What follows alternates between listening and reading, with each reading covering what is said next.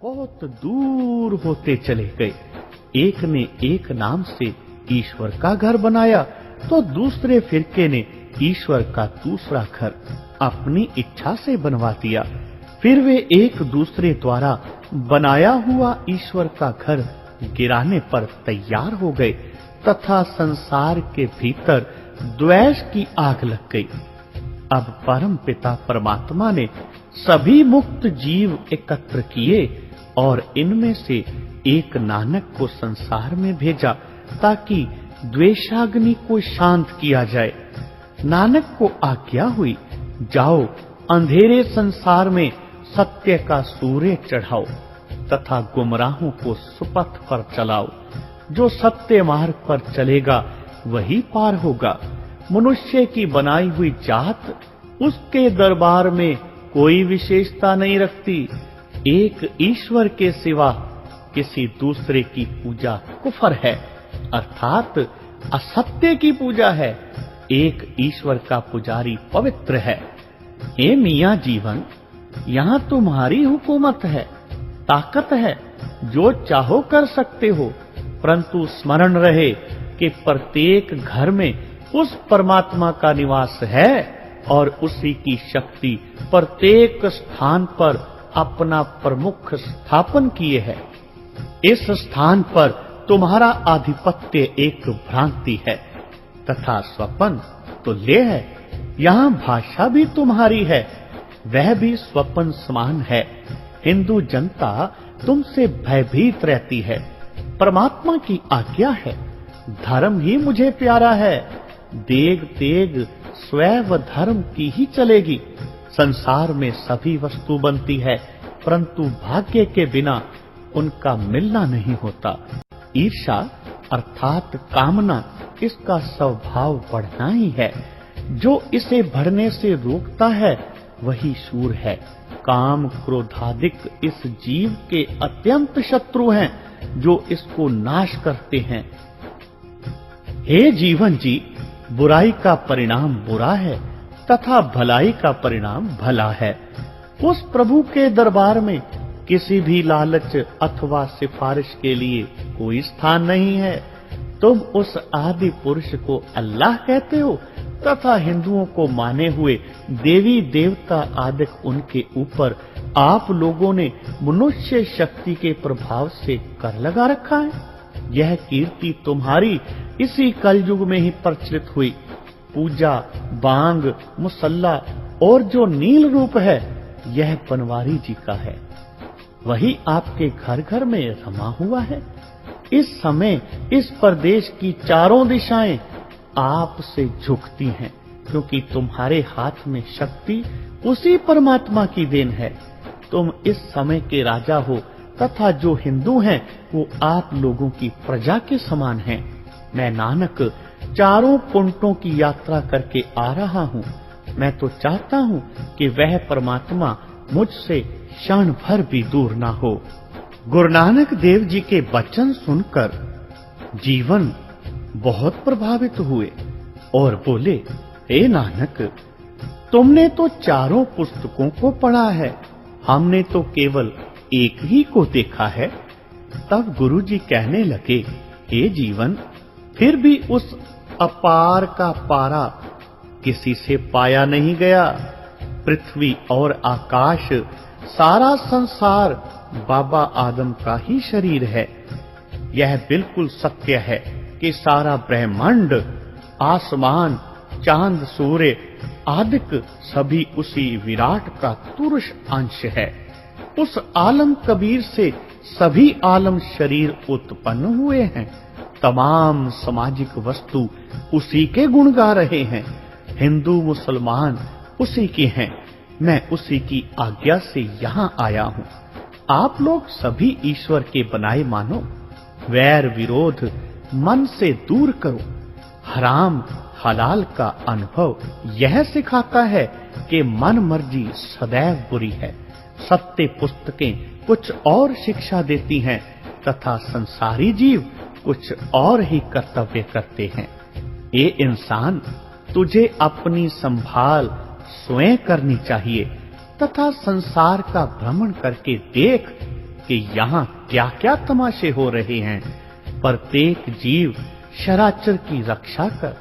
हे मुल्ला जीवन, हम तो संसार की इस अवस्था को देखकर हैरान हो गए हैं। जो कुछ पीछे आए हुए महापुरुषों ने शिक्षा दी है, उसको हमने जानबूझकर भुला दिया तथा मन मर्यादा पर कमर बांधे चले जा रहे हैं। यदि हम उस परमात्मा का स्मरण नहीं करेंगे तो फिर वह अगोचर ईश्वर हमें किस प्रकार मिल सकेगा। हम लोग उस अल्लाह के होते हुए शैतान की शिक्षा पर अमल करते हैं, तो बताओ हमारा कल्याण किस प्रकार होगा। हिंदू हो अथवा मुसलमान, सभी अपने अपने कर्म के अनुसार सुख दुख तथा 84 लाख योनि को प्राप्त करेंगे। मुझे परमात्मा की आज्ञा हुई कि मैं संसारी जीवों को सुमार्ग दिखाऊं तथा एक परमात्मा की पूजा सिखाऊं। इससे पूर्व 1,80,000 पैगंबर अवतार आए और अपना उपदेश कर गए, फिर संसारी समय पाकर भूल गए हैं और सच्चा मार्ग त्याग दिया है। 4 पुस्तकों की मौजूदगी में भी पाप प्रधान हो रहा है। अब मुझे उसी महान शक्ति की आज्ञा हुई है, अतः मैं प्रभु आज्ञा के पालन के लिए भ्रमण कर रहा हूँ। यदि मैं ऐसा ना करूं तो महाप्रलय होने की संभावना है। अनेक वे भी यहाँ जो दीपक जलाते जलाते स्वयं जलकर अंधकार में मिल गए और संसारी विषयों के जाल में स्वयं फंस गए और भस्म सात हो गए। हजरत मोहम्मद जी ने अपने मजहब के 72 फिरके बांधे और 10 नाम सन्यासी तथा अनेक नाथ अनाथ रावल आए। संसार में अनेकों पंथ चलाकर चले गए तथा अफरा तफरी के निशानात कायम हो गए। करना कुछ था, हो कुछ और ही गया। हे मुल्ला जीवन, हमें झूठ के नेस्तो नाबूद करने का हुक्म है। इसी हुक्म की तामील करवाने का संकल्प है। परमात्मा के सन्मुख एक ही मार्ग है। रोटी कपड़े तथा स्वार्थ के लिए अनेक मनों की दुकानें खुली हुई हैं।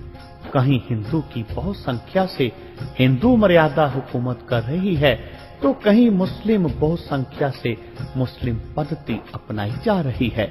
होगा वही जो परमात्मा को स्वीकार होगा। ना हिंदू की चलेगी और ना मुसलमान की चलेगी। यदि चलेगी तो उसी सर्वशक्तिमान की ही चलेगी। यह सत्य है, जो जैसा करेगा वैसा भरेगा। कोई किसी को छुड़ाने वाला नहीं है। गुरु नानक देव जी की यह बात सुनकर जीवन मुल्ला को कुछ तमक लगी। कहने लगा, देखो लोगों, यह हिंदू हमें नसीहत करता है। पहले तो इसने मक्का फेर दिया और अब हमें पूर्वी किस्म की शिक्षा दे रहा है। मुल्ला ने कहा, हे नानक, जो मक्का मदीने में तुझे कुफर नजर आ रहा है, वह सब का सब तुम्हारे देश से आने वालों की करतूत का नतीजा है। इधर की जमीन पाक और पवित्र है और हम लोग जो यहाँ निवास करते हैं सभी पाक दामन हैं। इतने में काजी रुकन दीन आ गया और हज का नमाज पढ़ने का समय आ गया। गुरु नानक देव जी और काजी रुकन दीन का मेल हुआ। गुरु नानक देव जी और काजी रुकन दीन के बीच क्या वार्तालाप हुआ, आओ श्रवण करते हैं। गुरु नानक देव जी बोले, काजी साहब, हम लोग आपके दर्शनों के लिए हजारों कोस दूर से आ रहे हैं। हमारा सामना अन्य मजहब के विद्वानों से हुआ है। हमारा दावा है कि लिखने पढ़ने से कभी कल्याण नहीं होता जब तक इंसान अमल ना करे। यही उसी परवरदिगार का हुक्म है। यह जमाना अंतिम है। इस जमाने में सिवाय ईश्वर की बंदगी के और कोई चारा नहीं।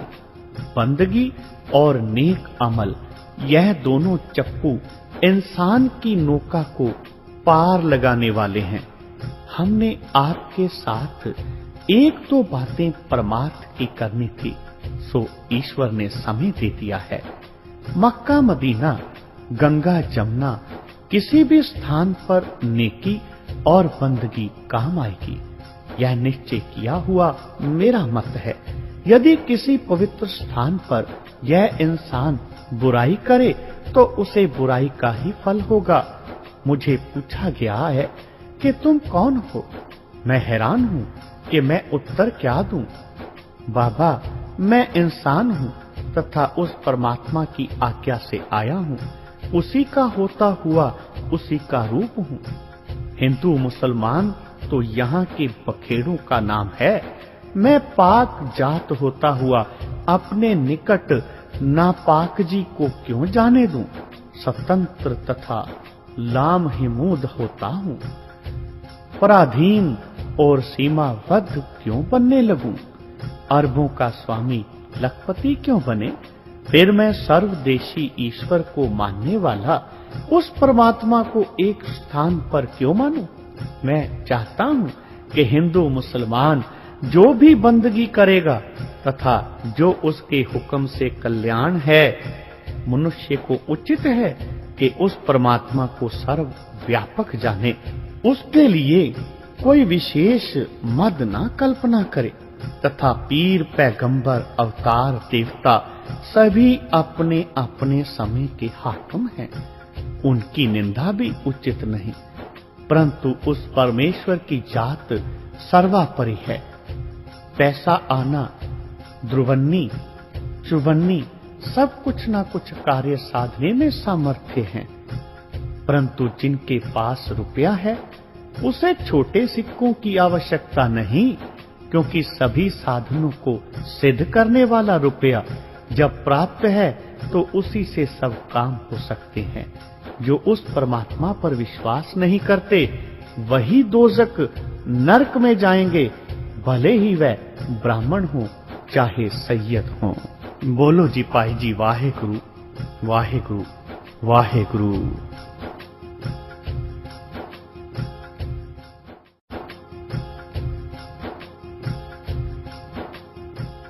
कलयुग अवतार गुरु नानक देव जी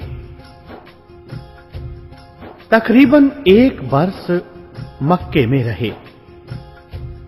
भक्तजनों, तमाम हाजियों को झुकाकर आप मदीने को चल दिए।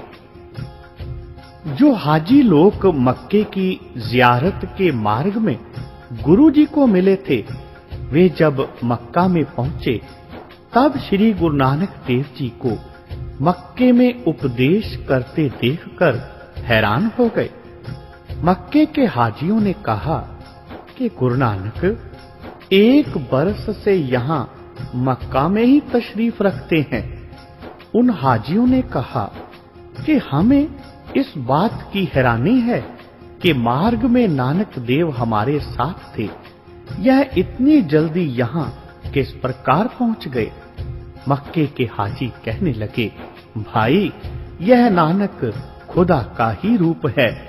इसने तो उपदेश देकर तमाम उल्टा अपने वश में कर लिए हैं। अब तमाम हाजी मदीने की ओर चल पड़े। उन हाजियों ने यह निश्चय कर लिया कि मदीने में 4 महान विद्वान मौलवी हैं। उनसे नानक की गोष्ठी हो तो यकीनन नानक की पराजय होगी तथा हम इसे इस्लाम की शरण में ले लेंगे। यह विचार कर गुरु नानक देव जी के साथ ही तमाम हाजी मदीने को चल दिए। मक्के के सभी बाबा जी के साथ थे, परंतु गुरु जी अंतर ध्यान हो गए तथा एक पल भर में मर्दाने के साथ गुरु नानक देव जी मदीने पहुंच गए। उस समय रोम का बादशाह सुल्तान हमीद कारून था। वह बहुत ही जालिम था। गुरुजी ने कहा, हे मर्दाना, चलो पहले बादशाह को मिलें ताकि उसका कुछ कल्याण हो सके। इससे पहले भी एक कारू नाम का बादशाह हो चुका है। उसने 40 गंज इकट्ठे किए थे। यह भी कारों की भांति था। इसने 45 गंज जोड़ रखे थे। गुरुदेव ने उसके दरबार की ड्योढ़ी में पहुंचकर दरबानों से मालूम किया कि यह बादशाह महान कंजूस तथा जालिम है। इसके बारे में एक कहावत सुनी जाती है कि इसने किसी के पास भी 1 रुपया तक नहीं छोड़ा। जब वजीरों ने कहा कि हे बादशाह, अब जनता के किसी भी पुरुष के पास रुपया नहीं, तब इस बादशाह ने कब्रों में मुर्दों के मुख से रुपए निकलवाकर अपने खजाने में डाल लिए थे। उस समय अरब देश के अंदर प्रथा थी कि कोई जो मर जाए तो उसके मुख में 1 रुपया डालकर उसे दबाया जाता था। इस बादशाह ने मुर्दों के मुख में भी रुपए नहीं रहने दिए। यह सुनकर गुरुजी कहने लगे, मर्दाना, यह बादशाह घोर नरकों में पड़ेगा तथा ऐसे बादशाह को धिक्कार है। इतनी कहकर गुरुजी ने कहा, हे दरबान, आप जाकर बादशाह को कहो कि 2 साधु ड्योढ़ी में खड़े हैं तथा आपसे मिलना चाहते हैं। दरबान की बात सुनकर बादशाह बाहर आ गया। गुरु नानक देव जी बाहर एक अजब कौतक कर रहे थे। बहुत सारियां ठीकरियां इकट्ठी करके उनको गिन रहे थे। बादशाह ने आते ही प्रश्न किया, यह आप क्या कर रहे हो? गुरुजी कहने लगे, हे बादशाह, यह ठीकरियां हम लोग अपने साथ परलोक में लेके जाएंगे। बादशाह ने कहा, हे फकीर जी, क्या कभी ठीकरियां भी मरने के पीछे साथ जा सकती हैं? गुरुजी कहने लगे, हे बादशाह, यदि तुम्हारे 45 कोषों के रुपए जा सकते हैं तो क्या हमारी यह ठीकरियां नहीं जा सकती? हे बादशाह, इतना स्मरण रहे कि जो कुछ यहां दान किया जाता है वही काम आता है। जोड़ने से तथा जुल्म का कमाया धन इसी जगह रह जाएगा। जरा विचार कर देखो, पहले कारून जैसे 1 पैसा भी अपने साथ नहीं ले जा सके, शायद तू ले जाएगा? यह विचारने की बात है। हाँ, यदि तू चाहे तो खुदा के नाम पर दान करेगा तो वह तेरे काम आएगा तथा परलोक में तेरा साथी बनेगा। नहीं तो मरते समय तुझे यह तेरा एकत्र किया हुआ धन महान दुख देगा तथा फिर पछताने से कुछ भी नहीं बनेगा। तेरे धन के अधिकारी और लोग बन जाएंगे। जो आदमी कंजूसी से, जुल्म से तेरे समान जीवन व्यतीत करता है, उसका नाश हो जाता है, जैसे तेरे से पूर्व पापियों का नाश हुआ। किंचित उन्हें स्मरण कर बादशाह की आंखें खुल गई। गुरु नानक की बातें सुनकर कहने लगा, हे फकीर साईं, मुझे संसारी कामना ने जकड़ रखा है। अब मुझे कुछ आपकी कृपा से ज्ञान हुआ है। अब मैं तौबा करता हूँ, परंतु आप कुछ ऐसा उपदेश करें जिससे मेरा मन बुरी वासनाओं से पाक हो सके तथा उस खुदा के नाम को हासिल कर सके। तब गुरुजी ने उस बादशाह को पवित्र उपदेश से कृतार्थ किया। कीचे नेक नामी जो देवे खुदाए, जो दिसे जमी पर वह होसी फनाए। दायम व दौलत कसे बेशुमार, ना रहेंगे करोड़ी ना रहेंगे हजार। दमड़ी तिसी की जो खर्चे और खाए, देवे दिलावे रिझावे खुदाए। होता ना राखे अकेला ना खाए, तहकीक दिलदानी वही भिष्ट जाए। कीजे तवज्जा ना कीजे गुमान, ना रहेगी दुनिया ना रहेगा दीवान। हाथी व घोड़े लश्कर हजार, होवे गर्क पल में ना लागेगी बार। दुनिया का दीवाना कहे मुल्क मेरा, आई मौत सिर पर ना तेरा ना मेरा। केती चली देख वाजे वजाए, रहेगा वही एक साचा खुदाए। आया अकेला अकेला चलाया, चलते वक्त कोई काम न आया। लेखा मंगीजै क्या देगा जवाब, तोब है पुकारे जा पाए अजाब। खलक पर किया जोर दमड़ा कमाया, खाया हंडाया अजाई गुवाया। आखर पछोताना करे हाय हाय, दरगाह गया बहुत पांव सजाए। लानत है तैकू वाह तैडी कमाई, दगेबाजी करके दुनिया लूट खाई। पोए प्याले वो खाए कबाब, देखे रे कारू जो पोते खराब। जिसका तू बंदा तिसी का सवारिया, दुनिया के लालच तै साहिब वसारिया। ना कीतियां इबादत ना रखिया ईमान, कीती हुकूमत पुकारे जहान।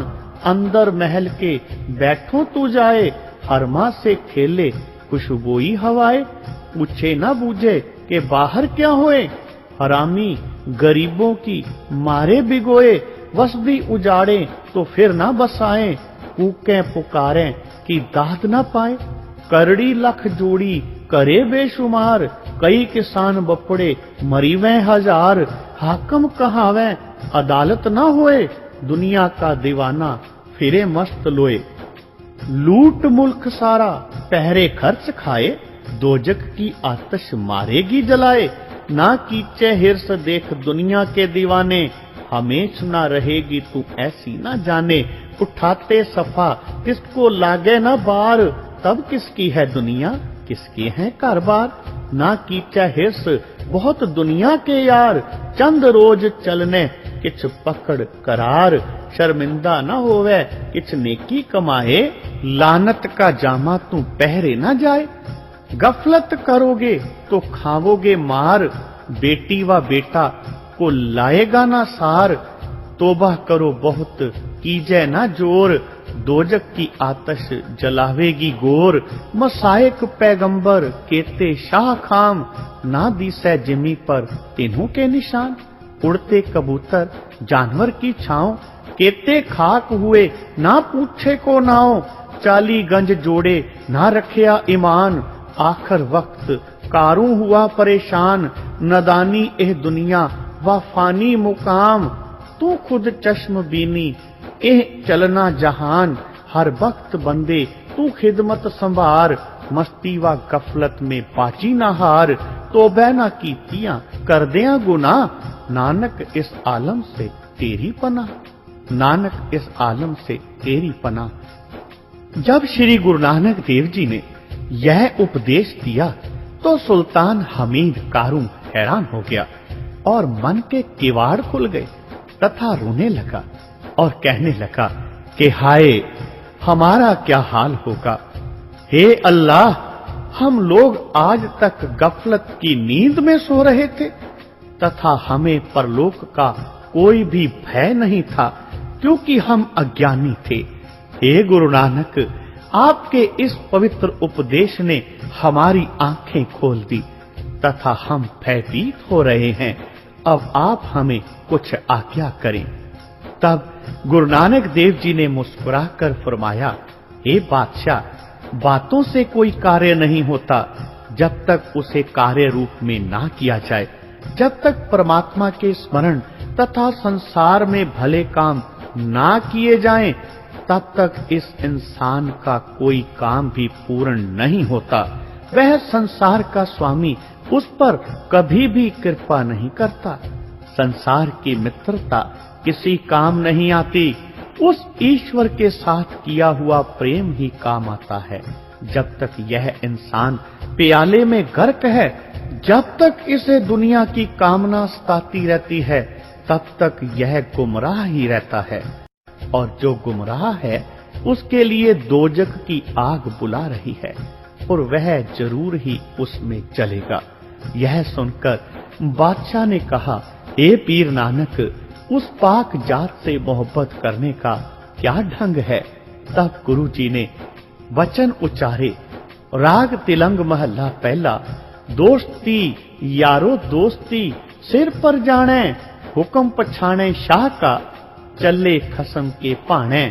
रहाओ दोस्ती ता पर जानी है, जा रचमच लावे, घुंड न कड्डे खसम, सौ शर्म सब चुकावे, सोई निमाणी झड़ पवे, खसम दे दुआरे, दोस्ती तां पर जानिए, जां गुर न पखालै, जोर न लगे दोस्ती, कली मुल बिकावै, दगे स्यों लाल नारी जई, जे लख जतन कमावै, पठ पई दोस्ती, कली दी गई देखदिया हूं, नानक सोई दोस्ती, जो तोड़ निभाहू।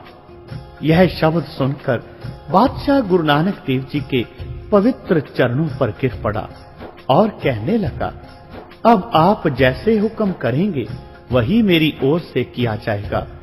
गुरु नानक देव जी ने कहा, हे बादशाह, तुम्हारी जेल में जितने भी कैदी हैं, पहले उन सबको मुक्त कर दो, इससे तेरा कल्याण होगा, तथा आज से गरीबों पर जुल्म करना त्याग दो, इससे ईश्वर तुझे प्रेम करेगा।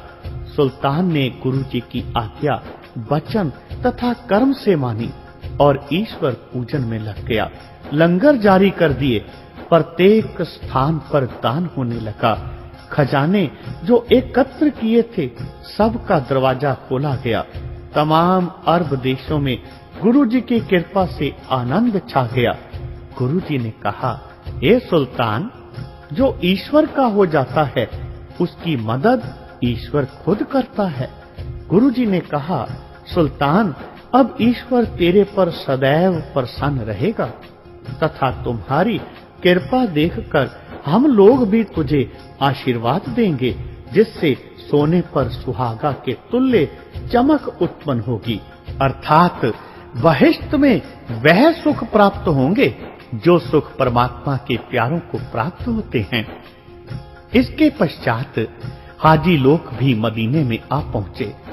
आगे उन्होंने देखा कि श्री गुरु नानक देव जी आसन पर विराजमान हैं तथा रबाबी मर्दाना रबाब बजा रहा है।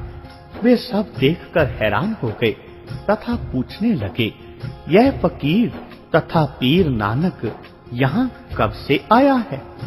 तब उन लोगों ने कहा कि ये फकीर तो कई दिनों से यहाँ विराज रहा है। अंत में उन हाजियों ने मदीने के मुल्लाओं को बुलाकर श्री गुरु जी से प्रश्नोत्तर करवाना चाहा। बाबा नानक देव जी ने उत्तरों में सबको हैरान कर दिया। जो भी प्रश्न मुल्लाओं तथा उलमाओं की तरफ से होता, उसका उत्तर गुरु जी ऐसा देते थे कि बस सबके मुख बंद हो जाते।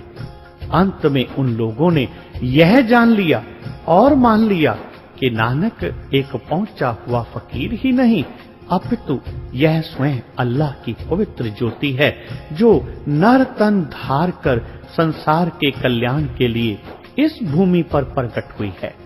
इसके पश्चात कुछ गुमराह मौलवियों ने श्री गुरु नानक जी को परास्त करने के लिए कमर बांधी और यह निश्चय किया कि इस काफिर का अपने दीन मोहम्मदी में लाने के लिए कुछ जोर अजमाई करनी उचित है तथा इसे शास्त्रार्थ में नीचा दिखाकर इस्लाम की गोद में लिया जाए। एक ने कहा, भाई, गुरु नानक साधारण मनुष्य नहीं जो तुम्हारे हाथ आ जाए। यदि तुमने इसे अपने हाथ लिया तो याद रखो, यह फरिश्ता है, फौरन गुम हो जाने की ताकत रखता है तथा इस फकीर में शक्ति है। इसने मक्का शरीफ को फेर दिया है। हमारे विचार में तो यह फकीर तमाम आलम को खत्म करने की ताकत रखता है। ये तो जमाने का कोई सिद्ध पुरुष है। मक्का शरीफ में बड़े बड़े आलमों के साथ इस साधु का शास्त्रार्थ 1 वर्ष भर होता रहा तथा पूरा वर्ष इसने ना कुछ खाया है और ना कुछ पिया। तमाम हाजी लोग इसे घेर कर बैठे रहे हैं। इसे खान पान की तो इच्छा ही नहीं। इसके अलावा इसके प्रश्नों का उत्तर देना अत्यंत कठिन है तथा यह सभी के प्रश्नों का उत्तर सही सही देता है। यदि कोई इस नानक फकीर को जीतने की ख्वाहिश करता है तो वह हार जाता है। अब तो यह विचार है कि मदीना शरीफ का जब हज होगा उस दिन यह नानक